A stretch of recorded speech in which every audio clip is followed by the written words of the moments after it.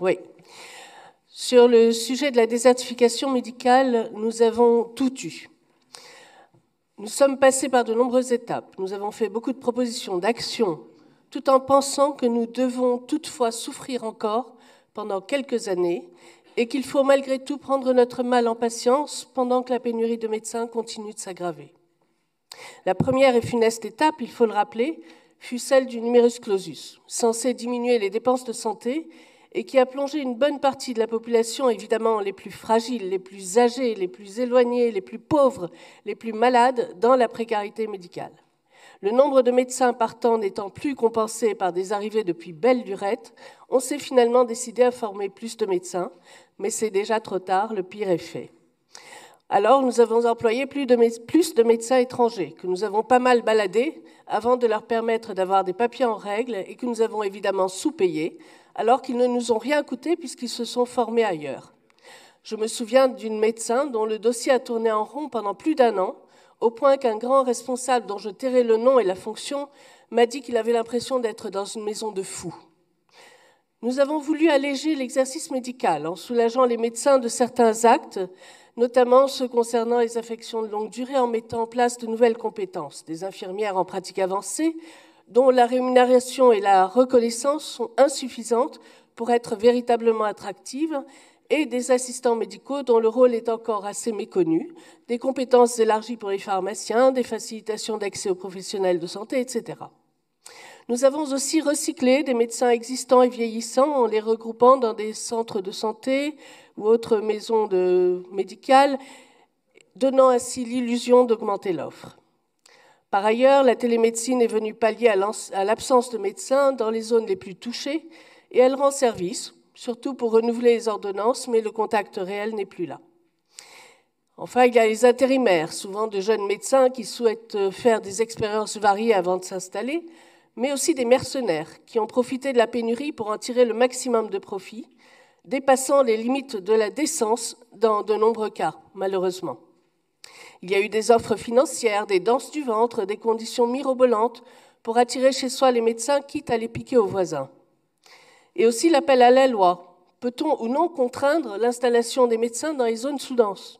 C'est le non qui l'a emporté, parce qu'on a considéré qu'on ne pouvait pas imposer aux médecins ce que l'on imposait aux enseignants, par exemple, sous prétexte qu'ils étudient suffisamment longtemps, aux frais de l'État, pour gagner le droit à être libres de faire ce qu'ils veulent, quelle que soit la situation nationale. Il y a eu tout cela. Et puis, il y a les médecins solidaires de Bouche-ton-Coq, qui ont eu cette idée lumineuse comme réponse à la désertification, faire appel à leurs confrères pour qu'ensemble, chacun donnant un peu, ils remplissent leur devoir, qui est celui d'assurer la couverture santé sur l'ensemble du territoire. Cette proposition est géniale, dans le sens de génie intellectuel et philosophique, mais aussi organisationnel. Pourquoi n'a-t-elle pas éclos plus tôt ? Mystère. Voici des hommes et des femmes qui se rappellent et nous rappellent le sens de leur travail.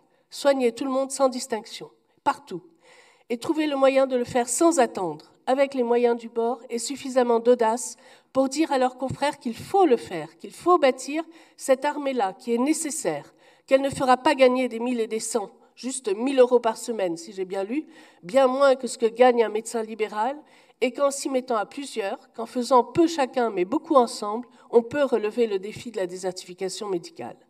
Et leur enthousiasme gagne rapidement du terrain. 2 communes, puis 3, puis les collaborations se mettent en place, et les patients affluent, et les projets de nouvelles couvertures également. Le secret de cette formidable réalisation.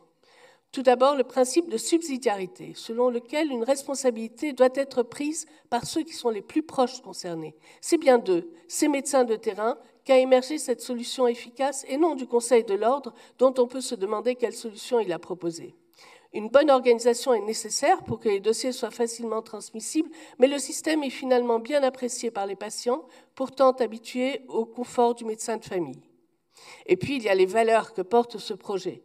Le sens des responsabilités, du don de soi, la fraternité, le sens de l'accueil, l'adaptabilité aux compétences de chaque médecin et des réalités du territoire, l'exercice raisonnable, sans l'appât du gain, le service de tous, dont les plus démunis, Des valeurs qui font le ciment d'une société, que je retrouve avec bonheur et enthousiasme après ce décevant débat sur la contrainte de l'installation et les dérives des intérimaires, et bien avant le numerus clausus lui-même.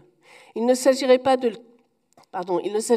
le gâcher par ce jeu malsain mais si fréquent qui consiste à tirer la couverture à soi. Ce sont eux, les médecins solidaires, qui sont à honorer, principalement pour leur sens de la responsabilité, pour l'exemple qu'ils nous donnent, et à encourager pour que leur initiative se multiplie sur l'ensemble de la région et du pays, partout où il y en a besoin. De fait, chacun de nous peut aider en sollicitant les médecins que nous connaissons pour qu'ils participent à cette action solidaire. Bouge ton coq pourrait s'appeler Bouge ta France, en fait. Reste à lever l'armée et à lui donner les moyens de se battre, parce qu'ici, il s'agit d'une bonne guerre menée par de bons esprits. Je vous remercie.